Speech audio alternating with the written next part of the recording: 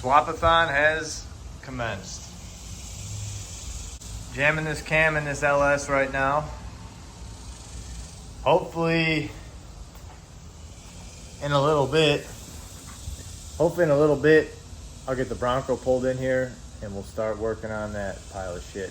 I didn't film us pulling this 5.3 because how many times do you need to watch somebody take out an engine? It's just tedious. All I got to do to it is jam this cam in. Day 2 of Swapathon. As you can see, we got the whole setup here. This is temporarily put together. Engine should be ready to go. And there she is in all her glory. About to pull this deal in. Start tearing it apart. Everything's taking so much longer. I had to clean this garage up to get all this stuff in place. Had to back the Mustang out. So everything's taking super long. It's day 2. Still got maybe 6 days, 7 days. I don't know. Might have some reinforcements coming today to help out. Hopefully. It's hotter than shit. And maybe we'll have this thing pulled out in a couple hours. I'm terrible at doing these videos because I'm just trying to get this shit done. So next update, hopefully the engine's coming out. Come up like 40 feet to clear the exhaust. Oh no, the exhaust is hitting right now. The exhaust where it comes out of the manifolds is about to hit the frame rails. No, Tyler, it's this far from the frame rails. Look. What am I hitting? It's like that far in front of the frame. The cross member anyway.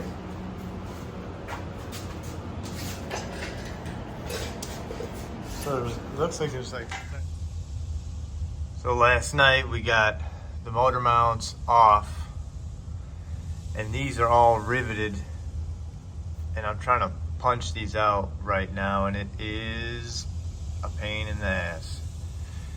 Not sure if I'm going to keep doing this method. I'm barely getting that one in. I tried heating them up, trying to hit them with a punch, but it's really not coming out.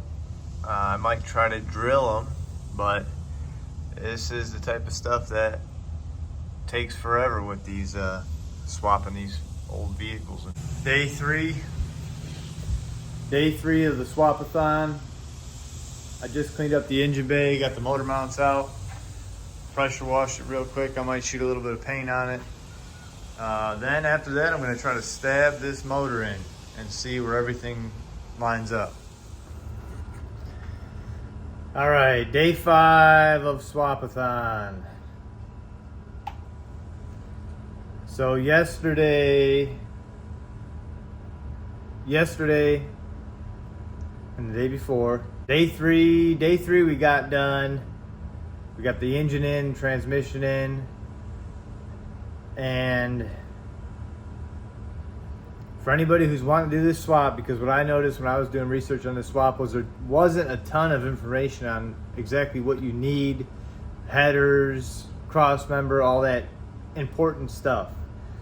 So I'll go over a few things right now as far as what was hard and what wasn't, what worked and what didn't. So first things first, with the LS engine swap mounts, there's only one company that I found that made mounts to swap an LS into a OBS Ford.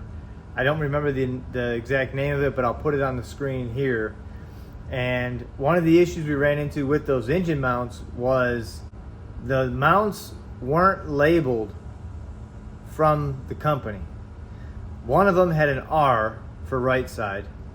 The other side didn't have anything. And we kind of just put them on and thought it was good. But if you could see in there, there's the mount. Basically, it's just a polyurethane bushing, and then the engine mount that bolts to the engine has 2 ears on it that slide down over, and a bolt goes through it. The issue we ran into was this passenger side mount, this one down here, is labeled with an R. The R,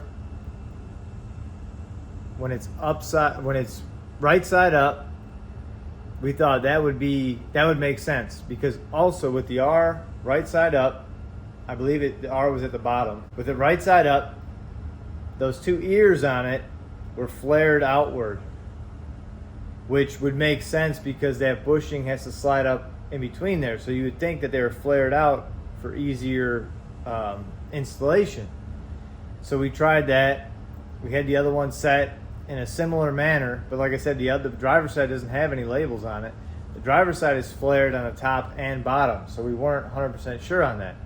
Well, it turns out we had them backwards, so we were wrestling this thing in, trying to get it installed with the mounts backwards. When they're backwards, the engine's trying to sit back further, a few inches, whatever it is. So we were messing with it for a while, trying to get it in, and we finally were like, something's not right, and we flipped the mounts over, and that put the engine in the correct position.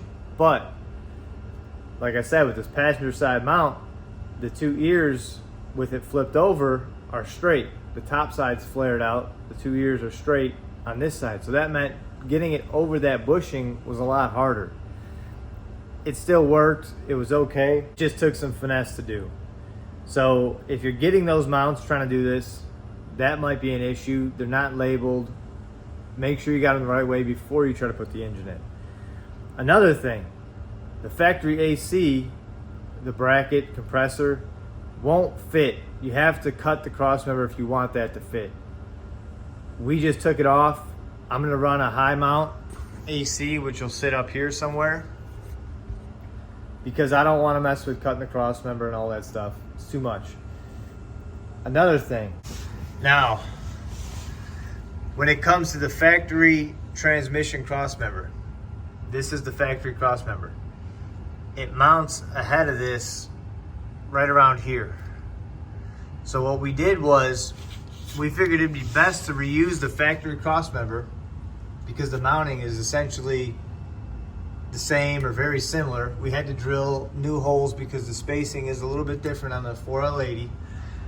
But as you can see over here, those two holes are the original, and we moved it up to there and just drilled new holes.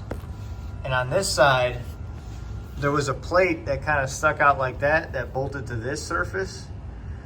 We just took that plate off and didn't reuse it. You can see where that plate was mounted right there. So we took that plate off and then drilled new holes right down here and just ran it like that. And as you can see here, this transfer case sits too low. This is an NP261 transfer case, and with it in this orientation, let's see if you can see so the front drive shaft is there. It would hit.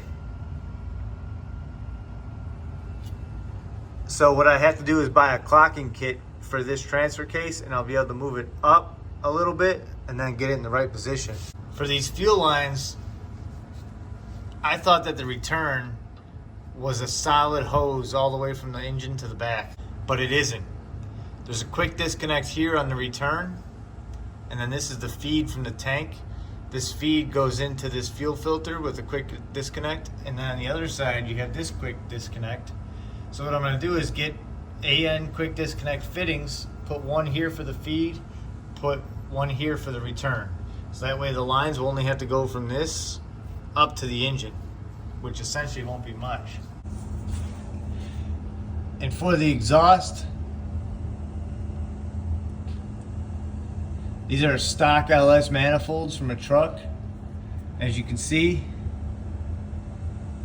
this section here, we need to notch that frame a little bit to bolt that in. But the other side,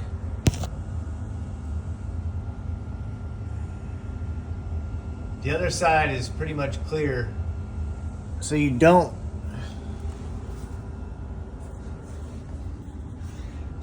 need any type of special header or anything to do this. You just have to make some custom exhaust manifolds, or not manifolds. You have to do some custom exhaust work, which shouldn't be a big deal. And also, this hole right here is where I decided to run my harness through. So it goes up there like that.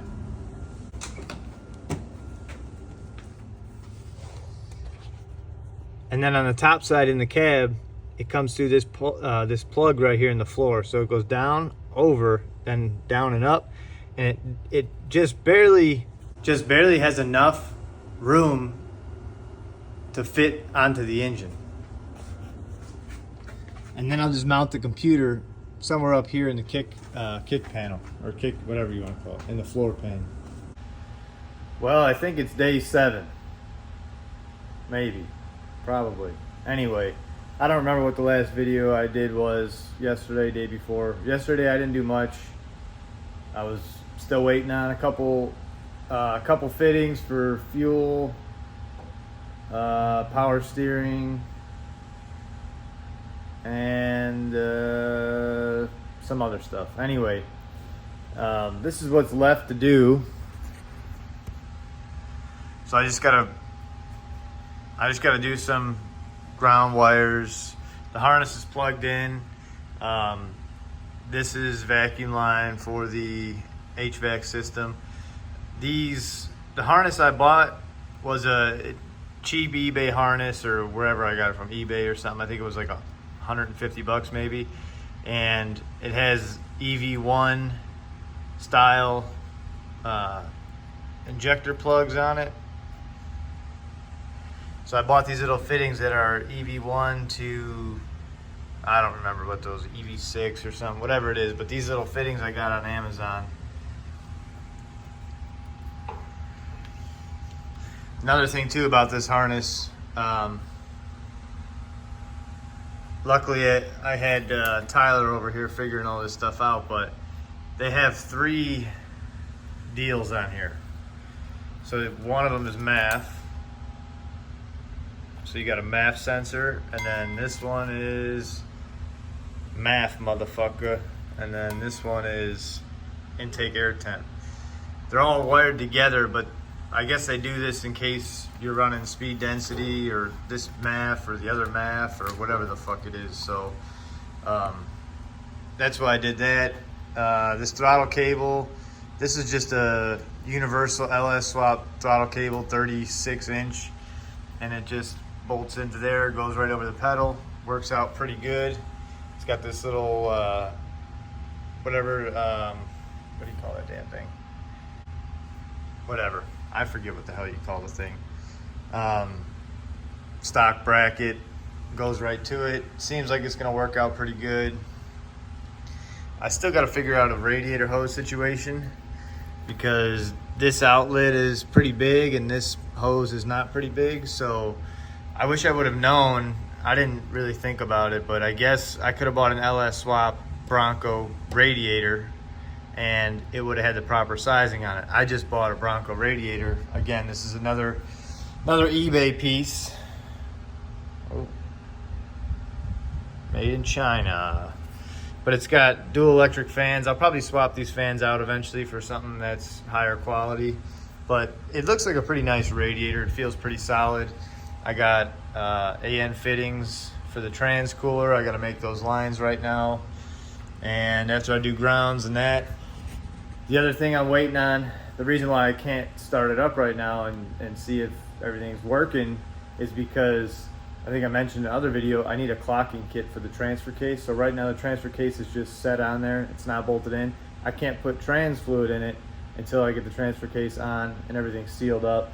So once that clocking kit comes, I'll be able to put the transfer case on, put fluid in it, turn the key, hopefully it starts. And then I also have a drive shaft on the way. But both of those, the clocking kit and drive shaft, aren't going to be here until this coming week at some point in time. I don't know if it's going to be early or late in the week, but once I get all that, it'll be time to start it and then hopefully drive it. So I didn't complete the whole swap in a week like I wanted to. I kind of knew that wasn't going to happen pretty early on, but I got it complete enough. Technically, if I had a drive shaft, even if I didn't have the drive shaft, if I had the transfer case clocking kit, I could start it right now, basically. So yeah, I got a few more things to button up today. I'll be working on it all day. I want to talk about one more thing. So another issue, well, not really an issue, but this is an issue on any type of swap vehicle. So Tyler gave me a good idea. I was thinking about what I should do with the neutral safety switch, because without some type of wiring into the body harness, the Bronco won't start on the key. So instead of, and that's what I wanted to start on the key. I don't want to push start button, all that bullshit. So Tyler had a good idea. I was looking at the wiring schematic for this plug, and I was going to jump some wires and try to make it work. But Tyler said, well, you could just take the neutral safety switch off the Bronco. So I put it in neutral, removed the neutral safety switch, plugged it in, and then I'll just tuck this up underneath there and keep it out of the way, make sure it doesn't get damaged or fall off or any of that stuff. But right now, this technically should be giving the Bronco the signal that it's okay to start on the key, and it should be good, but we won't know for sure until I test it out. But that was pretty neat idea, instead of trying to chase wiring and figure out what goes where and all that.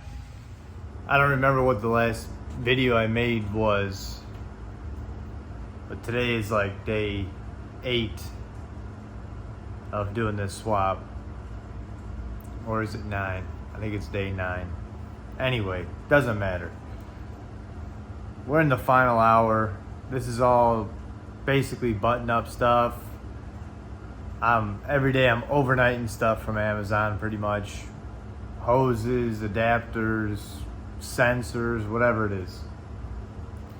One thing about this, I bought this harness off of eBay. I'll probably put most of the stuff I bought in the description, and I'll try to remember to put it in the description, but it's a cheap eBay harness. I think right now it's like $100 on eBay.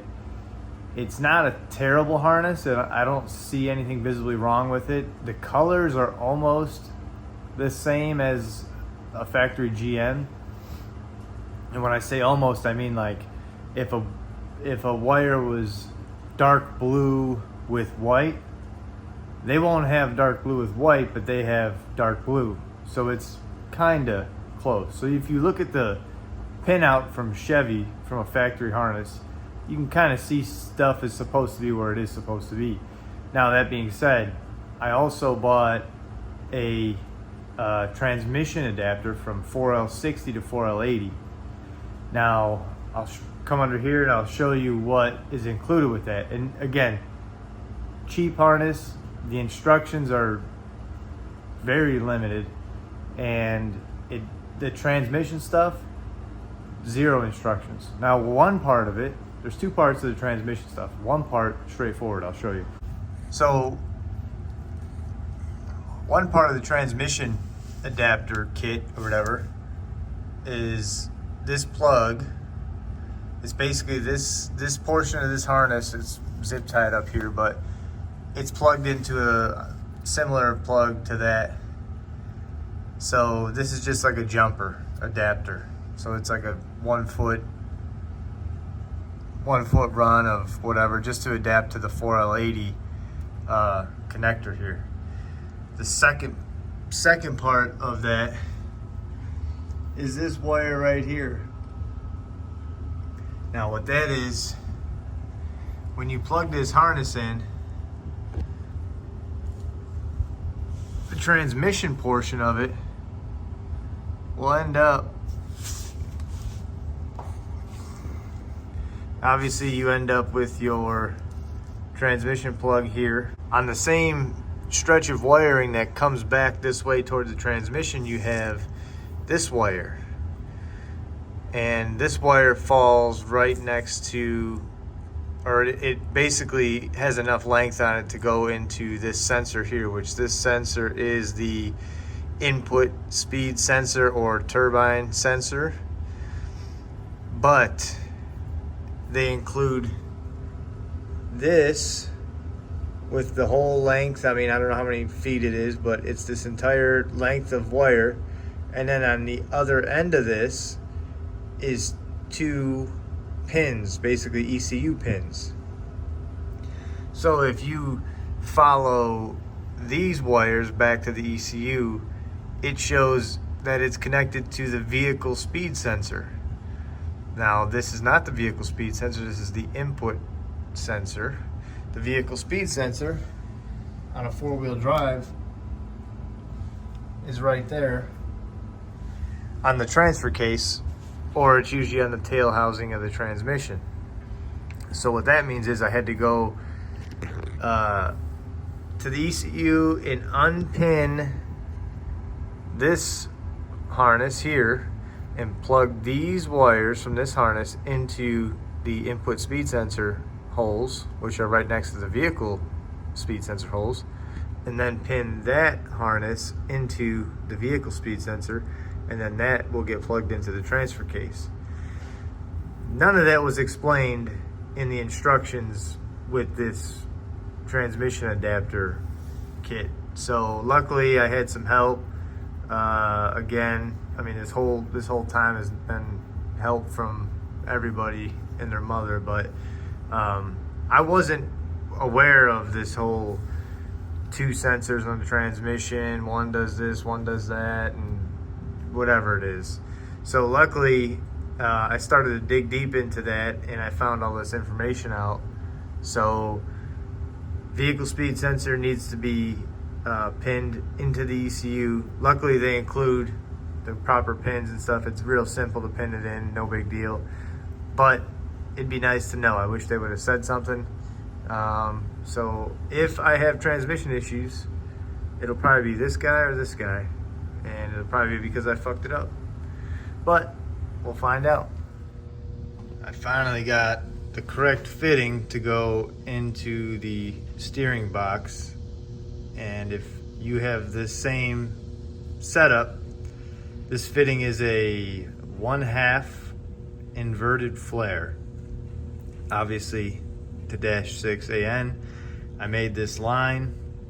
I had this hose left over from when I did my Mustang, and then unfortunately I think 2 90-degree AN fittings would have worked out perfect, but when I ordered these, I ordered them like a week or 2 ago, and it was based off of what I thought it was going to be like, and I thought this pump sat a little bit higher. I was going to do a straight fitting into that and then a 90 off the back of this. You cannot get a straight fitting on this because it hits right here, so I had to put the 90 here, and then I ran the straight fitting into the back of that. I believe the size for the fitting on this pump is a 16 millimeter, and it's a O-ring, whatever they call O-ring flare or something like that. Again, to -6. So this line had to kind of kick that way, got a little bit close to the exhaust manifold. That's why I put some heat wrap on it.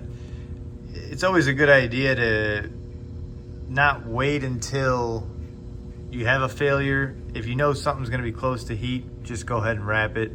I also wrapped these lines down here with this harness, and I think there's a lot of harnesses like this.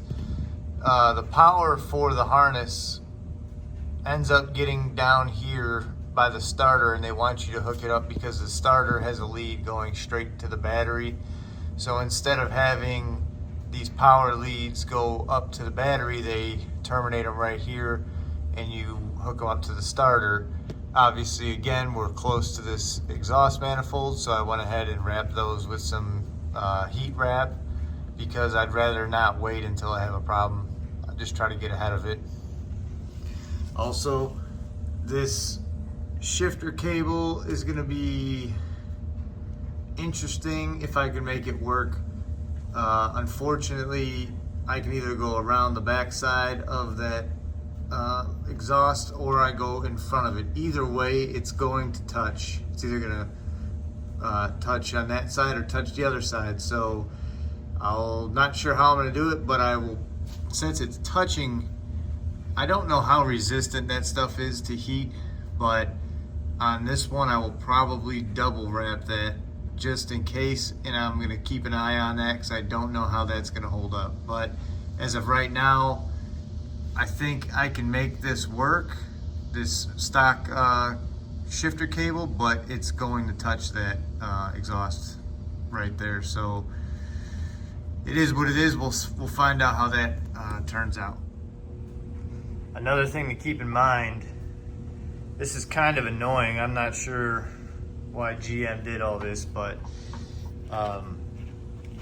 this is a 4-inch. This is a 4-inch coupler.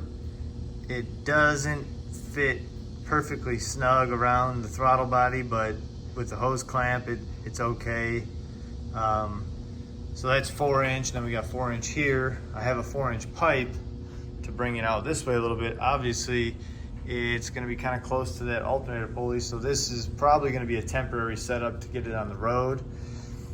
The other annoying thing now is, again, this is not necessarily a perfect fit with 4-inch, but I think a coupler can squeeze I think a hose clamp can squeeze the coupler enough, because this is the stock MAF sensor, and I need to incorporate this into this intake manifold some way, shape, or form.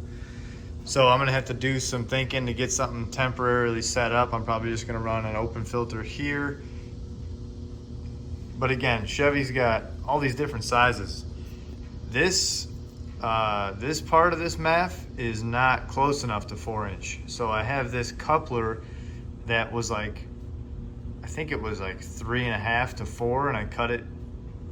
This is a piece I had left over from something else, but I cut it, and it's just where I cut it is just tapered to be a big enough size. I was able to squeeze it on this MAF. But all these sizes are all just slightly different, slightly off from perfect sizes. So we'll see how this whole thing works out, but hopefully I can make something temporary work to get this thing up and running. I should have took a video of this transfer case clocking kit with it off, but I did not. So that's the clocking kit. It's 3/4 of an inch thick. You bolt it to the transfer case, and then it gives you, it's not a ton of adjustment, but I want to say maybe like 3 inches. So I was able to rotate the transfer case up, and now as you can see, it sits right about where it should. Instead of before, I don't know if I got a video of it, but before it was hanging down like here maybe, which would have been the lowest. I mean, not as low as the diff, but it would have been a pretty low point, and I definitely didn't want that. So now it's in the right position. I got that from, I believe it's a company called WFO Concepts, something like that. Also, I think I made a previous video talking about it, but was able to make a shifter bracket and bolt it to this little ear on this trans. And this might not be the prettiest thing, but we took the stock bracket. Well, I didn't do it. I had a buddy that's a lot better at fabricating than me, and he brought a little flux core welder and cut it up, and I mean made it look halfway decent, and it works perfect. So if you look up here, it's mounted up to the little arm on the trans. It goes through all the gears, and we had a couple tests, little trial and error going on, and sometimes it didn't want to go in the first gear, sometimes it didn't want to go back into park. With it the way it is now, it goes through all the gears, goes into park, everything is good with that. So I'm happy with it. I'll eventually spray some paint on there, make it look a little bit more clean, but other than that, it's good to go. So another important thing you got to do when you're doing swaps, you need you need a ignition wire going to your ECU when the key is on. It needs to give power.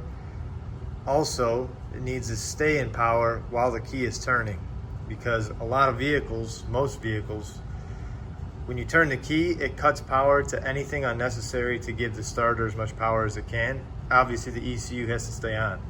On these old Fords, or these 90 Fords, I'm not sure when they stopped doing this, they don't label the fuse box. It says C owner's manual, which is ridiculous. But anyway, I looked up a little chart on it, and it said that this 20 amp fuse right here, which would be number 22. This is, I don't remember exactly what it was called, something about ignition and PCM power, something like that. So what I'm gonna do is, I'm gonna come on the back side here. There's this thick red wire and this thin red wire going into that fuse. So I'm gonna cut into here and basically jump a wire over to my ECU. That way it has power while it's starting and it cuts off when the key cuts off. I already tested it.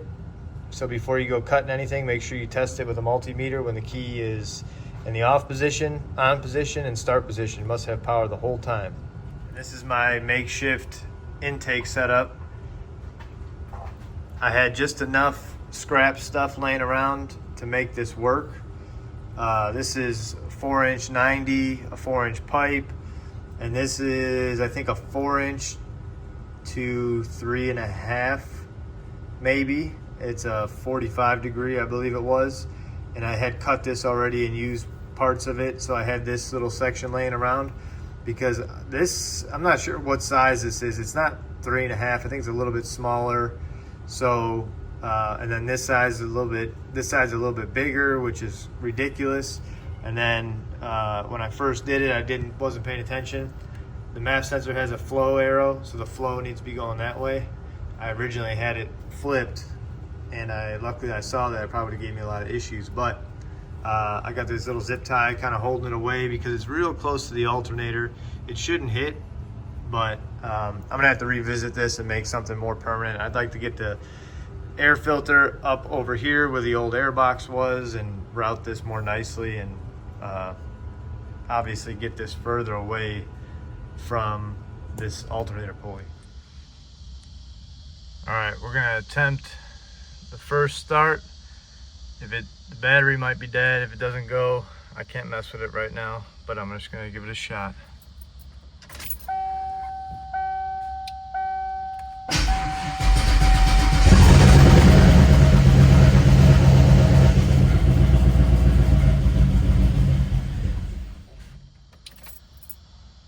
All right, it kind of started. I got no belt on either.